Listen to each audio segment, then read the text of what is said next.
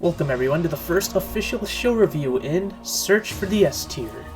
Some of you are expecting Legend of Korra, but I'm actually going to hold off on that one for the next part because instead we're going to tackle my favorite show of all time, Avatar: The Last Airbender.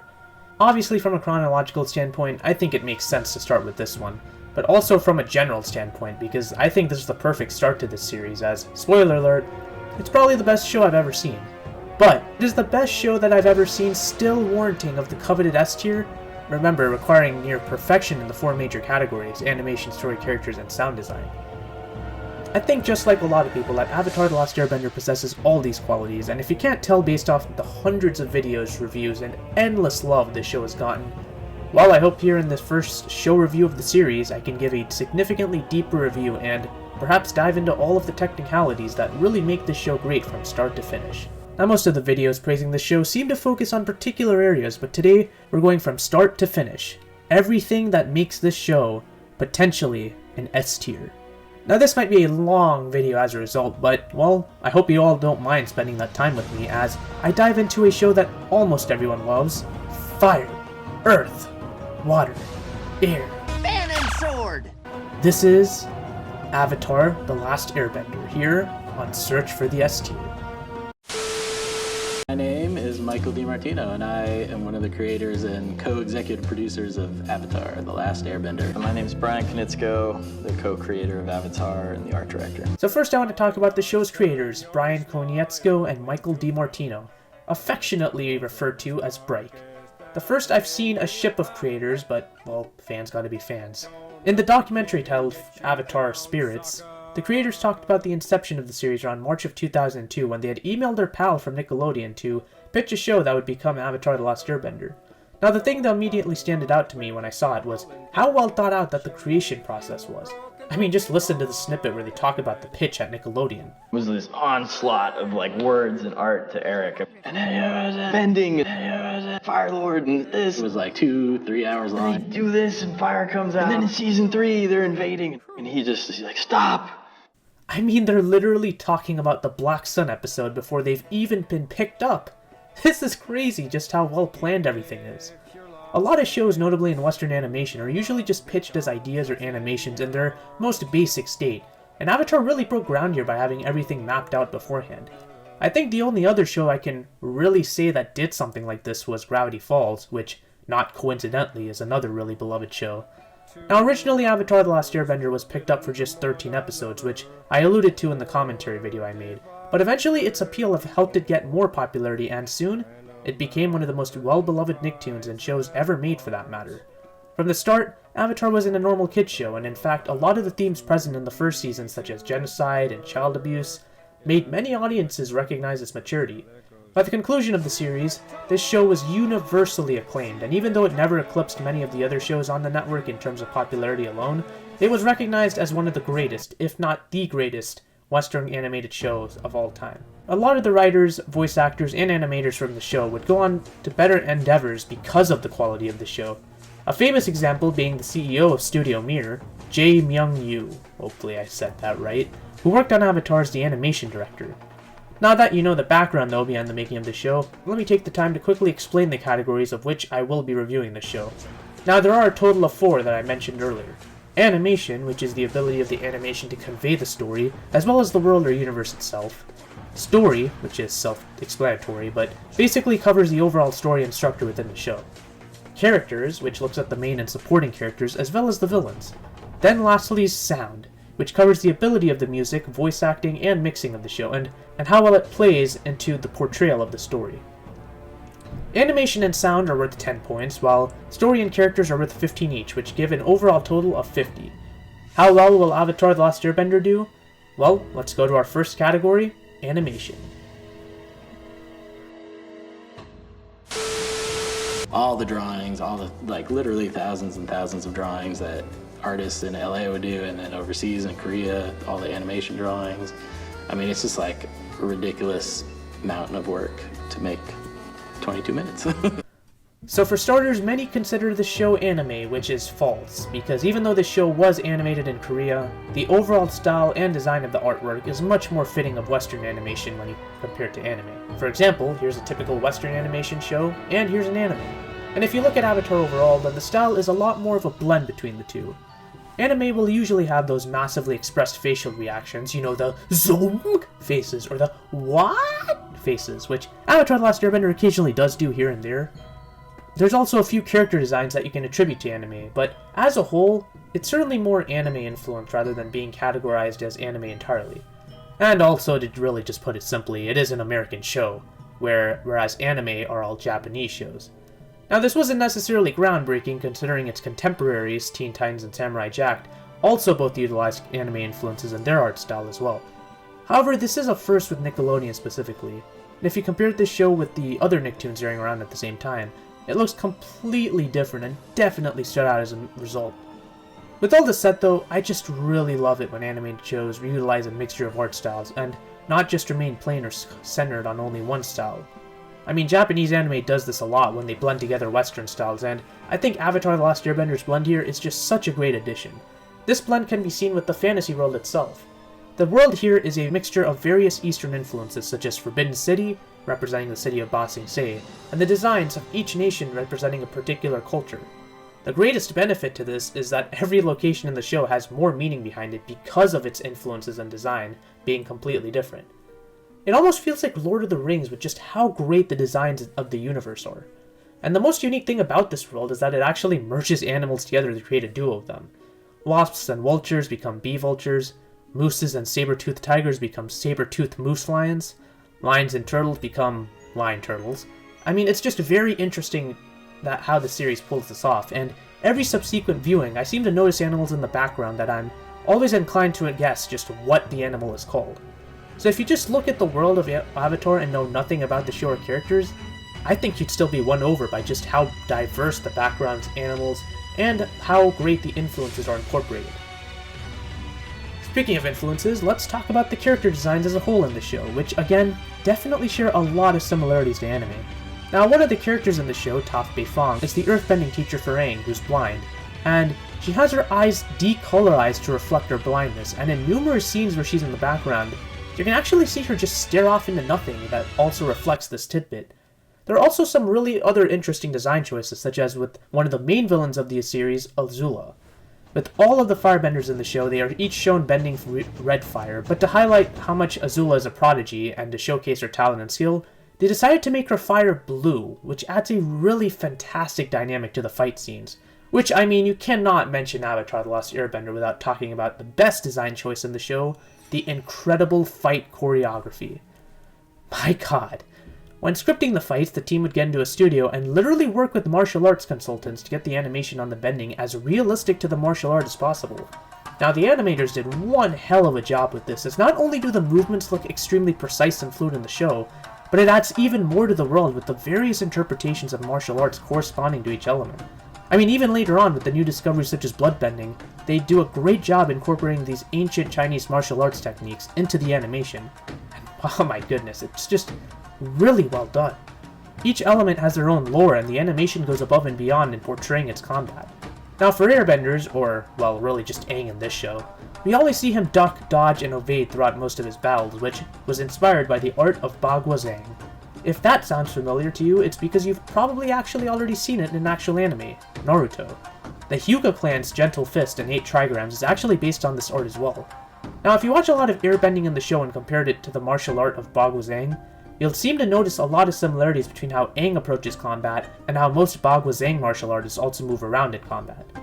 Waterbending in this show is inspired by slow-moving martial arts such as Tai Chi, which is why you normally see most waterbenders in the show have a slow and steady movement to them, which symbolizes their natural flow with water. Earthbending is inspired by Hung Gar with its strong emphasis on staying rooted and steady to the ground, and that's oftentimes why you don't see many earthbenders in the series act offensively. Lastly, with firebending, we have Northern Shaolin Kung Fu, which is a lot more aggressive of a style, which is oriented towards dynamic movement with your feet, and we see a lot of fantastic examples with that with the Azula and Zuko throughout the show. The bending itself is largely animated around real-life sessions that the creators would have with Saifu Kisu. Good morning, Sifu Toph. Hey, you never call me Sifu Katara. He did one hell of a job just demonstrating all these unique styles, and the animators did just as great of a job putting it to work. This is the primary reason to me why the animation in Avatar just really stands out. No other Western animation to me does it as well as this show. Now that I've talked about the art style itself, let's talk about what Avatar The Last Airbender also does better than most shows I've watched: cinematics. It's one thing to have a great art style and run with it, but when you add cinematic elements to your animated show, it just shows the great attention to detail of conveying the impact of the scenes. From the very first episode, the show has a great presence of mind to really nail the shots it's portraying. When we get our zoom-in shot of the South Pole, the camera flies over the glaciers, almost like we're looking at our cast from a bird's point of view. In fact, the zoom-in effect is used a lot during the first couple episodes to really get the audience in on the characters' emotions, which helps us connect with them. From the middle of the first season on, the cinematography really amps up and you start to see a lot more amazing shot composition. I mean, two that immediately stick out to me are the scene where Aang and Zuko look at each other in episode 12, The Storm, and the breakout scene during episode 13, The Blue Spirit. Why do they stick out to me? Because each shot, without any dialogue, nail the exact thoughts and emotions that our characters are faced with. With the shot in The Storm, an episode that ties the backstories of Aang and Zuko together, you almost feel the element of closeness when they stare at each other while still knowing how far apart the two are in their journey. Heck, notice how the detail on Aang's face is a lot more vividly clear to us compared with the detail of Zuko's face. Then in the breakout scene in The Blue Spirit, we just see a great progression from the initial head-on combat to the fight at the top of the castle, then culminating in the botched escape. In each of these sections of the battle, we get so many unique angles, diverse expressions from Aang and even the Blue Spirit, despite the mask. This gets even better in the Book 1 finale, where the shot composition revolves heavily around the day-night, yin-yang nature that the episode is about. We have scenes that contrast each other in color that nail such a variety of emotions, in large part because of the use of these cinematic techniques. For instance, the scene where Sokka snaps at his love interest, Princess Yui's fiancé, follows directly after a very sad and emotional scene between Zuko and his uncle Iroh. Now this scene has a strong shade of red, indicating the strong feeling of love that Iroh does have for Zuko, while Sokka's scene is shaded a bit darker, indicating his remorse and unhappiness at Yui's fiancé.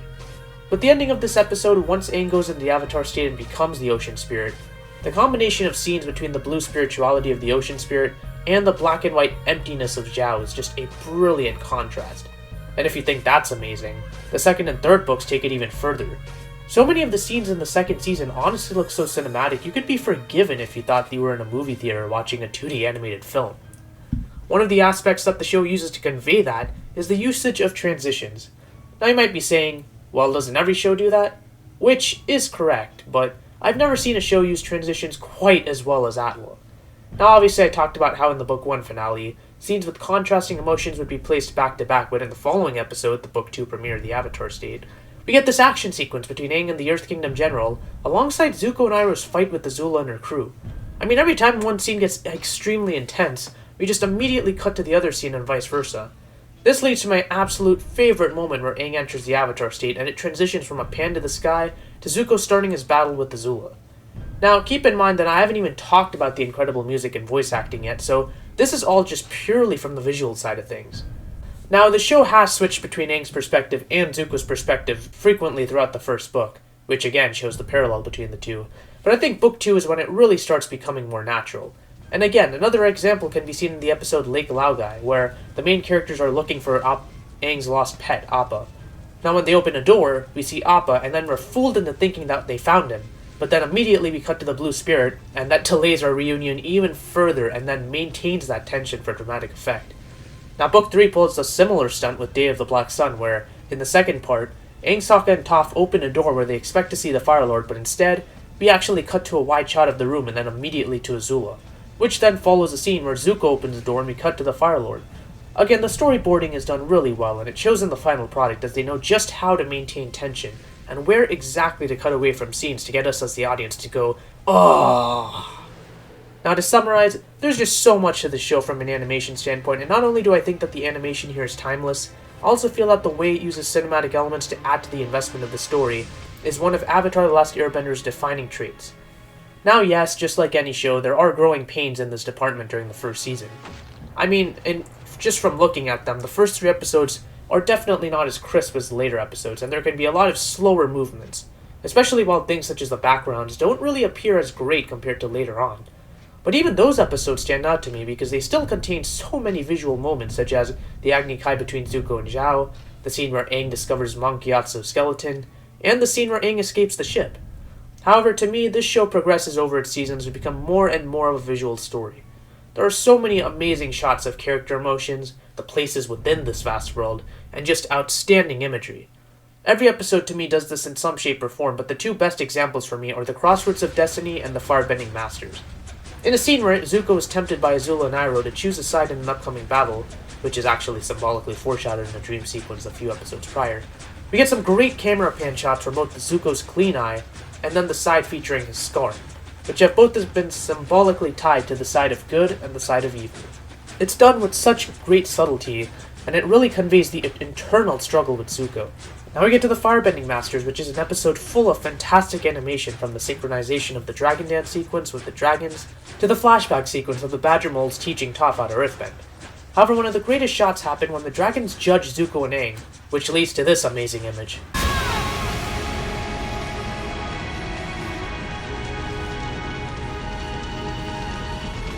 Seriously, the first time I saw this, I feel like I was in animated heaven. It's such an unbelievable combination of colors, and to make them literally spiral around Aang and Zuko is such a great way of portraying the firebending harmony, as they describe it. Like firebending harmony.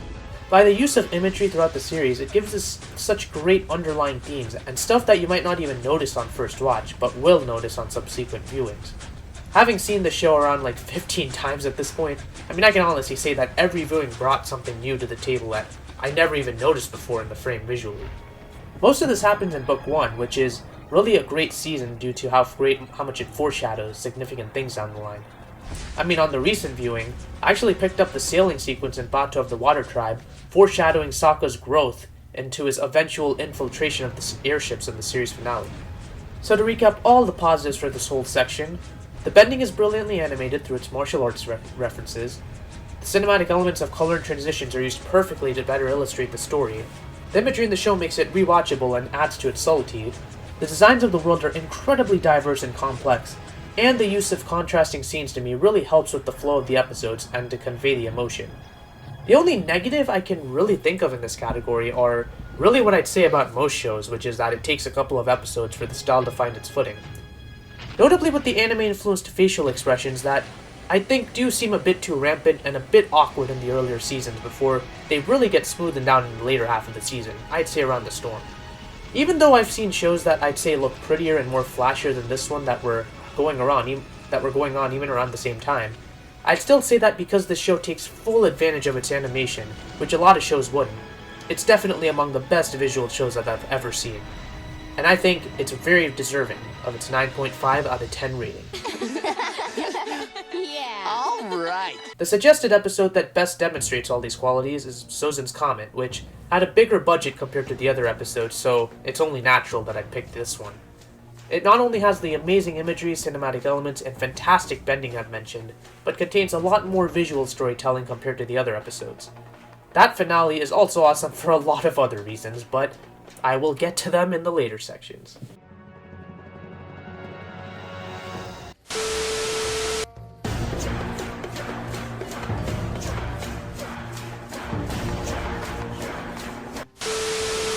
We really wanted this world to run very deep, and you know, the threats had to be real.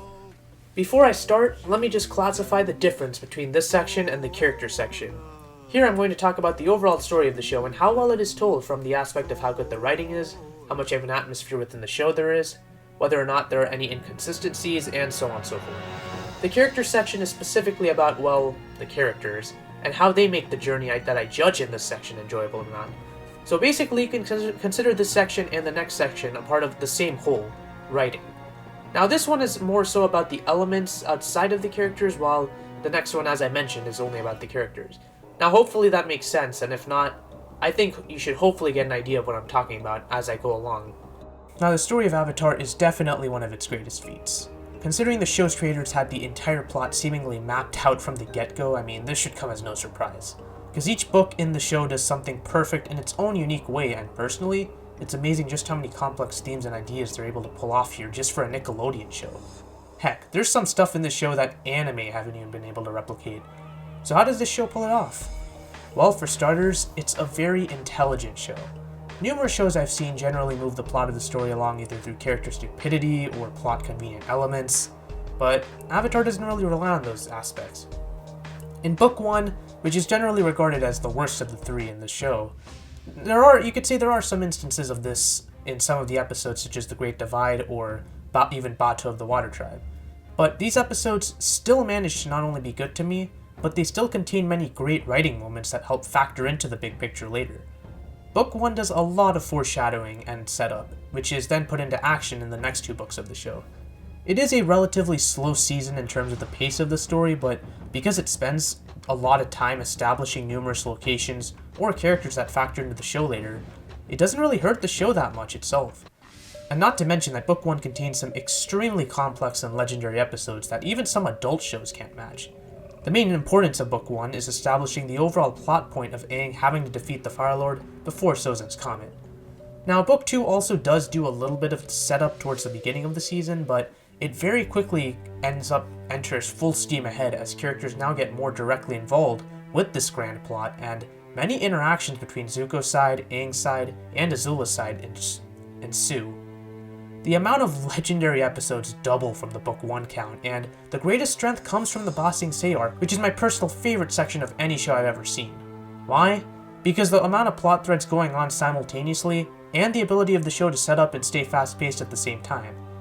Book 3 is considered the show's crowning achievement, and just about every episode in Book 3, save for maybe one or two, are legendary in their own way.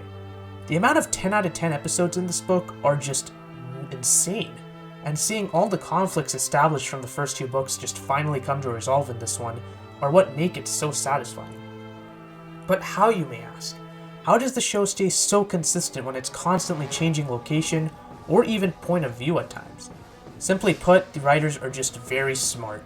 They know the characters in and out, as well as the world and just how much they can play around with it. They also understand how to connect the world's philosophy from the bending to the nation's struggle, the themes of imperialism with the Fire Nation, so on and so forth. Consider the fact that during the Ba Sing Se arc, as I mentioned earlier, we have a plot thread revolving around finding Aang's lost spice in Appa, imposed upon Aang having to learn earthbending, Sokka having to deliver his plan of an invasion of the Earth King, on top of Jet arriving in Ba Sing Se, and we have Zuko having to choose his decision to either capture the Avatar or live peacefully with his uncle. This is nuts. I love it. The writers spend the right amount of time on certain elements and constantly throw us as the audience for a loop. It's really hard to describe without saying, just watch the show, but it's so incredibly natural just how well they make the story flow. And the thing that people forget, they managed to keep all this suspense and complexity in spite of having limitations as only a Nickelodeon show. There are no on-screen character deaths or direct traumatic experiences, or even too many dark moments. In fact, they can't even say that a character just flat out died in their own words. They have to mangle it around and use synonyms. But even despite all this, it still manages to grab us no matter what age range we're at, because the writing is just still that good. At the end of the day, good writing can appeal to anybody no matter what age they are, and this is simply what Avatar: The Last Airbender does. Whether it's setting up future plot points, managing numerous plot threads simultaneously, presenting and challenging many complex themes, or building its rich world, the story of Avatar is a masterpiece that perfectly uses all of its 61 episodes to its fullest potential. I mean, it should come as no surprise that the total score for this section is a 15. Many people thoroughly feel that the story of Avatar it ranks among the best in animation history, and the fact that every single book and nearly every single episode is meaningful and crucial to the overall narrative just solidifies this rating as well. Even episodes like Great Divide, which I mentioned earlier, or even a Book 3 episode, The Painted Lady, that don't exactly further the story, still exist to give you a lot of insight on the characters' emotions, rationales, and motivations. I mean, again, it just goes without saying that this show is without a doubt one of the smartest written shows I've ever seen. Thanks, Positive Attitude. Everything is gonna work out perfectly.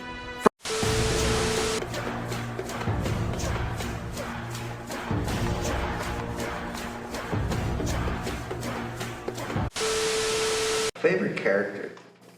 My favorite character? Yeah. Sokka, I think, was my favorite. I can't say that there's one. It's Zuko. Definitely Zuko. You can have a great story, but without excellent characters, your show will not transcend into people's hearts. The cast of Avatar: The Last Airbender is probably a large reason for why it continues to resonate with those who take the journey. To prevent the video from turning into movie length, I won't go all the way in analyzing these characters, but I will do my best to explain simply just what makes each of them so great. And what better way to start than none other than Team Avatar itself. Starting things off, we have our Avatar himself, Aang. Now this is one of the more unique main characters in animation, considering that he's not really your typical child character. I mean, in the beginning of the series and throughout the first book, it is fair to say that he's childish, and he's a rather easygoing kid as well, making him one of the most instantly likable protagonists that I've seen. You haven't seen my staff around, have you? Thanks anyway. I mean, seeing a kid like Aang go through the traumatic events in the series plays a large role in why many people relate to him so much. Aang is also the very last airbender, so having to see him carry on the airbending philosophy in a war-torn world is also extremely fascinating to witness. Numerous episodes challenge Aang's belief and help us see that in spite of being a pacifist airbender, he's not quite perfect. Aang's finest moments are scattered throughout the show, but I think that the best way to really capture Aang's progression is through 3 specific episodes. The first is in an episode, The Deserter, where Aang accidentally hurts Katara, his friend, after his impatience with firebending. The episode showcases Aang's more childish demeanor and how he still has a lot of growing up to do before being able to do his duty as Avatar. The second episode is The Desert, where we see Aang just lash out at his friends throughout the entire episode after his pet bison is stolen from him. This features one of my favorite moments from TV during the ending, where Aang is so angry that he enters the Avatar state, which is a powerful ability that magnifies his bending, from this emotional state, and we see his friend Katara then come to his aid and settle him down. The final episode is Sozin's comment when Aang acts against the advice of all his friends and mentors, and spares the Fire Lord's life. I mean, it's really the perfect episode to cap off Aang's growth as a character and transcendence into a world leader. I mean, seeing him grow over the course of the series and then learn all the various elements and their philosophies is really what makes Aang himself one of the most enjoyable protagonists of all time for me. Next up, we have Katara, the leading female protagonist of the series. Apart from serving as the motherly figure in the group and giving emotional support, she also undergoes her own arc of learning to come to grips with her mother's death, and becoming a master waterbender. As far as female characters go, Katara is one of the most well-developed and interesting female characters in Western animation. You see, a lot of Western animated shows have the issue of simplifying their female characters, or not even giving them very compelling personalities, and heck, even some anime have had this issue. But with this show, Katara is a prominent example of breaking this tradition as she changes immensely from the beginning of the show to the end. Similarly to Aang, Katara's greatest moments come when she acts opposite to her normal self. The greatest case of this is in Southern Raiders near the end of the series, where her loving and supporting persona is replaced with an angry and vengeful one as she seeks the man who killed her mother. With Katara, most of her episodes deal with the concept of trust and how it can go wrong one way or the other. It's a really interesting theme to her arc, and it really assists in her maturing. I mean, Katara might not seem too complex on the surface, but the more you explore her interactions with other characters, whether it be Toph or Zuko, or even supporting characters like Jet, you really grow to like the sophistication of her personality. She absolutely shines with the role that she plays in the story. And we obviously can't talk about Katara without mentioning her older brother, Sokka. Many people describe Sokka as the comic relief, but I honestly think that description doesn't do Sokka enough justice because, unlike most comic relief characters you see in Western animation, Sokka has quite a complex progression throughout the show. Personally, he's not too complex in Book 1 as he learns to deal with his misogynistic ideals through relationships with Princess Yue of the Northern Water Tribe and Suki afterwards, but Book 2 and 3 really build on Sokka's personal insecurities. Unlike Aang or his teachers, Sokka isn't a bender, but he possesses a great strategic mind that helps the group plan attacks or schedules. Books 2 and 3 challenge Sokka's confidence within the group, and whether it be his guilt of being unable to protect those he cares about in episodes like Serpent's Pass or Sokka's Master, or even address his vulnerabilities in episodes like Day of the Black Sun or Boiling Rock, Sokka's one of the best comic relief characters I've ever seen. A majority of the great one-liners or individual moments honestly come from Sokka himself. Jerk bending. Still got it. Right, and this is Katara, my flying sister. With the boomerang. I didn't ask for all this flying and magic. Who are you, anyway? I'm just a guy who likes comedy. And not only that, but he boosts other characters around him through his personality, whether it be his bantering with Katara, his advice sessions with Aang, or even his emotionally deep talks with Toph. Sokka's great. It's impossible to dislike him. Aang And speaking of Toph, she's our 4th member of Team Avatar who joins later in the series around Book 2. Now obviously there's been numerous tomboy female characters that either end up too corny or too in your face, but Toph is definitely an exception. One of them interesting tidbits which I alluded to in the animation section is her blindness. This plays into the world-building aspect of earthbending, but also to Toph's dynamic as a whole, because instead of her blindness being seen as a hindrance or a negative thing, it actually makes her insanely powerful because of how well-trained her other senses are. I mean, as such, a lot of the earthbending principles feel better incorporated as a result of having Toph as the exemplary master. In fact, Toph is such a master that throughout Book 2, she's constantly in the thick of the best action sequences in the show, and never once does she lose a direct confrontation. Despite this stark contrast to the other 3 members of the group, it actually adds to her charm and leads to numerous fans of the show citing her as their favorite character. When you add onto her powers the snarky and feisty attitude that allows great chemistry between her and the other members of Team Avatar, it really allows Toph to blossom as a really incredible character. And unlike Aang, Katara, or Sokka, Toph doesn't really have a big arc throughout the show. There is tension between Toph and her parents that is addressed throughout several episodes of the show, but in terms of these deep or complex character exploration episodes that Aang, Katara, or Sokka get, Toph doesn't really get any. That's just sad. Instead, we get episodes that mainly focus on her connection to the other members of the group instead. So episodes like The Chase, Bitter Work, and The Runaway are about as deep in Toph's character as the show gets. Thus, many including myself would really consider her a supporting character as opposed to a main character, although in spite of that, I really enjoy how she's utilized within the group. Again, another character that I would say is almost impossible to dislike. Last but not least, we have Zuko. If Toph represents a character that doesn't have too complex an arc throughout the show, Zuko is the complete opposite, where he represents the character that goes through the most change. I've heard many critics and analysts rave on and on about Zuko, so talking about him distinctively here is going to be tough, but I'll give my personal take on why he really makes a mark on the show. For starters, Zuko is the perfect representation of a character that doesn't necessarily fall under good or evil, but rather a mixture of the two. We always seem to categorize characters into good or bad, but anti-heroes like Zuko are why stories can be so great.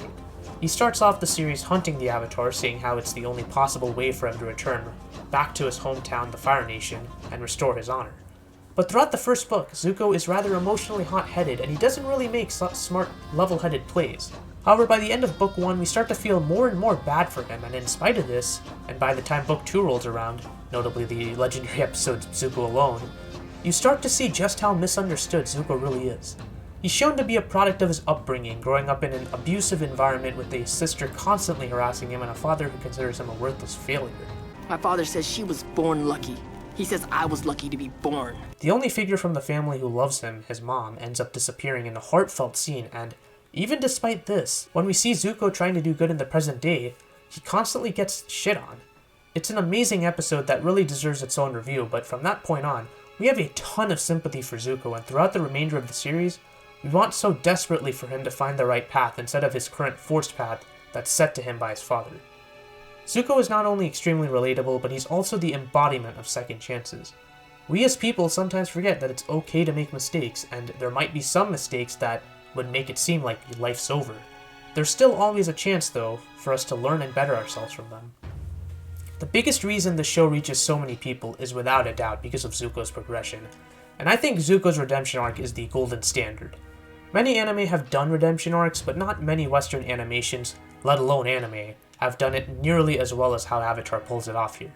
There are dozens and dozens of videos about Zuko, and I have to stop myself here before I end up rambling for another half hour about why this character's so great, but let me just state it, he's incredible.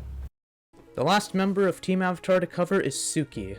And now this is kind of a stretch because Suki doesn't exactly show up as a prominent member of the team until the tail end of Book 3. But she does have various other appearances prior, and it wouldn't feel right to talk about Team Avatar without her. Personally, Suki is the most simple character of the team because she doesn't exactly have any arc really to overcome. Even Toph, despite her relative simplicity, still has an arc of dealing with her personal feelings towards her parents, but with Suki, she's a rather static character, not really someone you'll really be invested in. That being said though, she has a ton of badass moments in various episodes, and her romance with Sokka does play a large role in Sokka's development, so again, it's impossible to discuss Team Avatar without Suki. Simply put though, she does serve her purpose quite well. Now with all of Team Avatar covered, let's talk about secondary characters. I'm only going to cover a few of these characters in detail since the video at this point is probably already as long as the actual episode of the show. But first, let me talk about how the show utilizes its secondary characters itself, because I think it's really brilliant. Now, the name supporting character implies that these characters serve to support our main characters in their journey, but great shows will always take it a step further, and Avatar: The Last Airbender is no different. One major example of this is a character that many people consider to be the greatest in fiction, General Iroh. Now, unlike our main cast, General Iroh has already done most of his growing as a person, prior to the events of the first episode happening. But it's his dynamic with Zuko that leads to amazing moments not only for him, but for Zuko as well.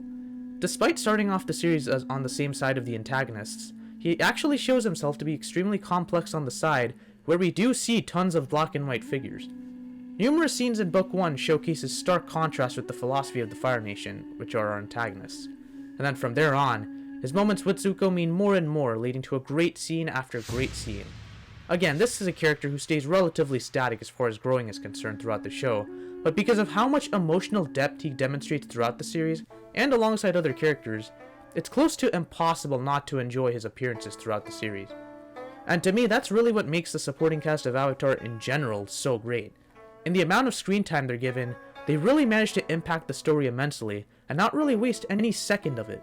Another prime example is Jet, who provides a fantastic parallel to Katara as a victim of a Fire Nation attack.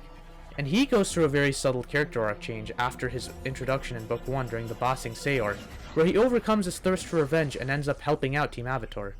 There are a ton of characters I can mention here that you're probably seeing on screen right now, but the main point is definitely that Avatar's cast of characters is unlike any other Western animated show.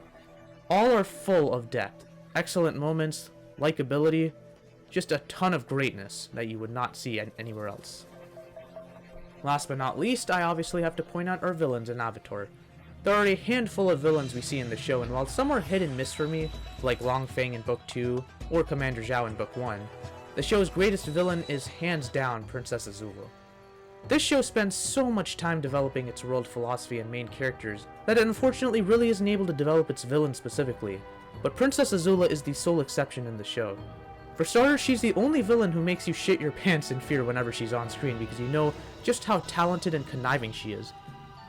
Now, most of our heroes are quite strong and they're masters in their respective element, so as a result they generally leave skirmishes that they encounter relatively unscratched. But whenever Azula's on the other side, you never know what you'll expect. Personality-wise, the show spends quite a bit of time developing Azula's backstory from the Zuko Alone episode in Book 2, along with the beach episode in Book 3. Her dynamic with her gang members, Mei and Ty Lee, are also given a ton of exploration which is capitalized in the latter half of Book 3. Now, the greatest thing about Azula is the emotional complexity to her. We never truly know, as the audience, during her more tender moments, whether she's really being sincere or not. And it's frankly another thing that contributes to the show's rewatchability and makes Azula herself all the more interesting. Now, even though one can argue that the final villain, Fire Lord Ozai, is relatively close to the mustache-twirling antagonist as it gets, because of the way the show keeps Ozai's presence in the background until the end, very similar to Sauron from Lord of the Rings, it still makes his eventual appearance interesting enough to where it doesn't hurt the show.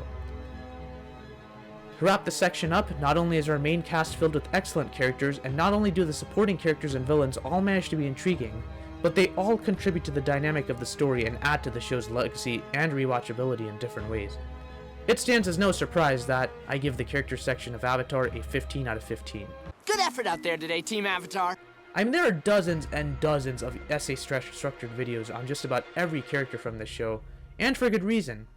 This might just be one of the best character casts in all of TV.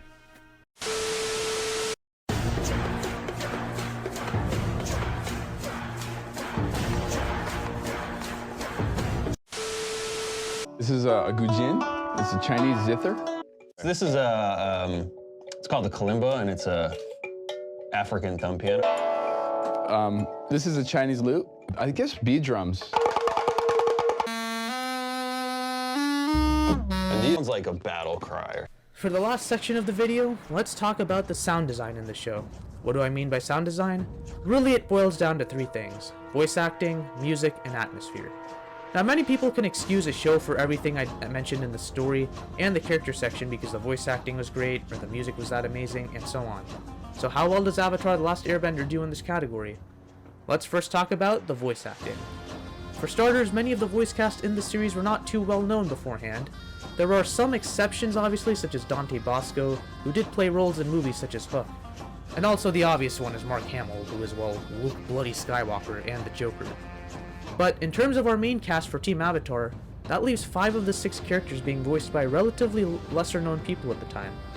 Despite this fact, each voice actor does one hell of a job just breathing life into these characters.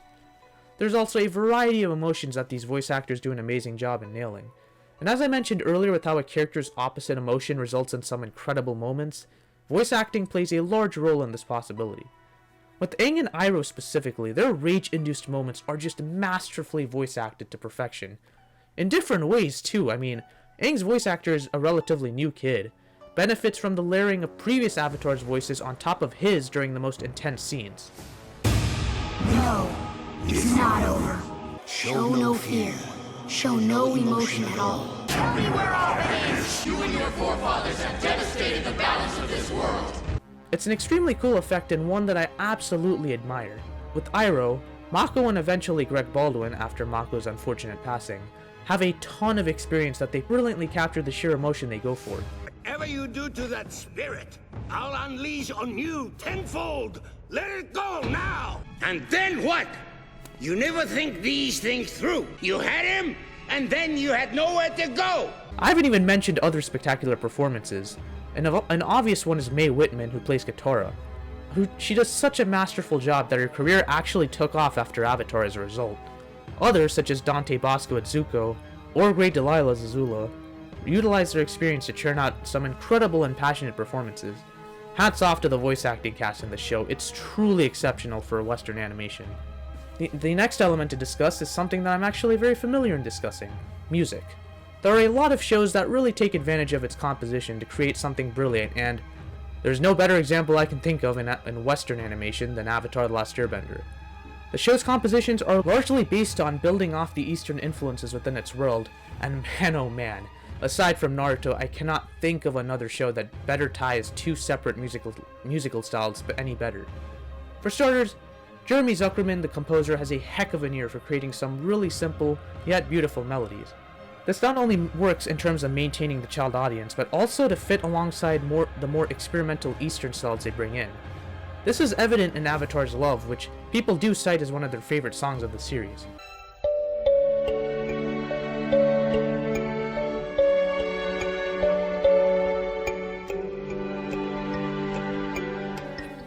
It utilizes the African instrument, the kalimba, playing the main melody, while in the background, there's a really warm and gentle orchestra. When this plays in the final scene of the series, many people are left with tears in their eyes because of the sheer power and beauty of that orchestration. Numerous songs in the show do use this formula of layering complex rhythms and fascinating Eastern-style instrumentation underneath the melody. It's honestly brilliant just how far they take it at times, and it really makes scenes even more powerful. I mean, take for example the usage of the Japanese taiko drums during the action sequences. All they do is layer some horns on top of it, but because of how unique and thundering those drums are, it really builds off on the tension and pace of every scene.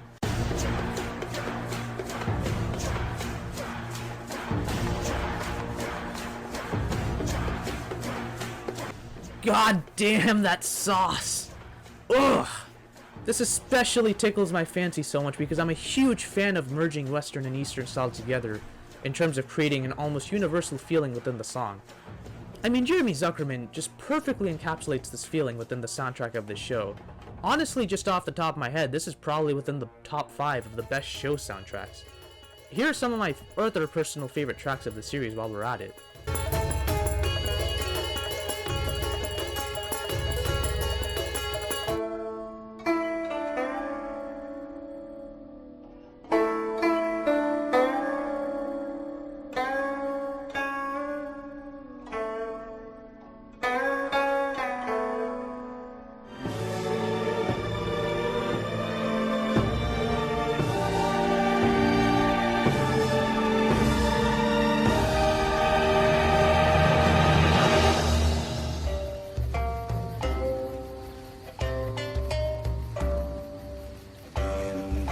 spring, summer and fall, winter.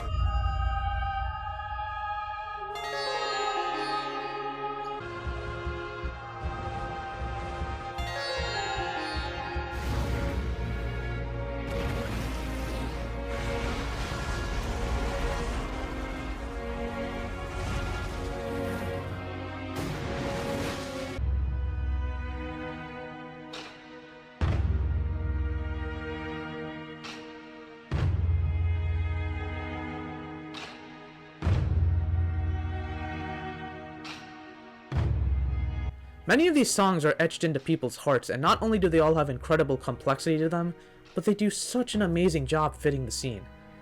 I know I'm repeating myself here at this point, but I just cannot overstate just how much I love the music in this show. I mean, the second I heard the songs here, it was love at first sight. At long last, the final aspect to cover in this review, the atmosphere in this show. You can have great voice acting, you can have great music, but if it doesn't blend into the scene well enough, it could take away from the story. If you can't already guess by the variety of examples I've played for you throughout this video, I mean, this show nails this aspect right on the head. Scenes that are dialogue heavy have either the charm of that flute or droning strings at times. Scenes that are action-packed contain that amazing taiko ensemble, along with some horns at times. However, the best example of the atmosphere to me is when each place Team Avatar visits on their journey has either their own theme or musical style to distinguish itself. This is actually what helps contribute to the world building that I alluded to earlier, but there are so many examples of individual themes and unique instruments used for specific nations or villages. The very first example of this can be seen on Kyoshi Island, where we hear a really nice motif played by the strings. It immediately plays every time we see Suki or the Kyoshi warriors, and it just makes an immediate impact to me. Even better is the Ba Sing Se arc with that fantastic kalimba melody layered on top of those dark strings. There's really a lot of interesting techniques the show uses to create the various effects as well, and honestly I just would recommend checking out behind the scenes on it because it's incredible just how much effort they go through to pull it off. In short, the atmosphere is really just as perfect as the other two sections, and as for the sound section itself, I'd say it gets a 9.5 out of 10. And now the only reason I'm taking 0.5 off is because some of the nations don't exactly follow through on their instruments. For instance, the Air Nation. I mean, there's not really anything in particular standing out there. However, aside from that small nitpick, everything else here is really perfection. The music, the voice acting, the atmosphere, it's just yet another series of things that this show does to perfection. With all that finally said, I'm sure most of you are not surprised in the least that this review was so overwhelmingly positive. Looking at the final tally, we have 2 categories that get a perfect rating, and 2 that get a 9.5. Since this is the first show I've reviewed on the series, it might seem like those ratings are really generous, but trust me that this show is really one of the only few that I've seen that truly nails all 4 of these categories, and I think really better than just about any other show I've seen. The animation is great, conveying everything perfectly and meshing the anime style and Western style together very well. The story and characters are incredible, dozens of memorable characters in a complex and relatable storyline. The sound is excellent, fantastic voice acting and amazing music, as well as those effects to complement the other elements. I mean, what more can you say? It really goes without saying that Avatar: The Last Airbender is the pinnacle of just how great Western animation can be. It is without a doubt an S-tier show. And again, S-tier shows are not common, so take this entire review into account as we keep going along through the series. Thank you all for watching, and see you all next time when we tackle the sequel series, The Legend of Korra.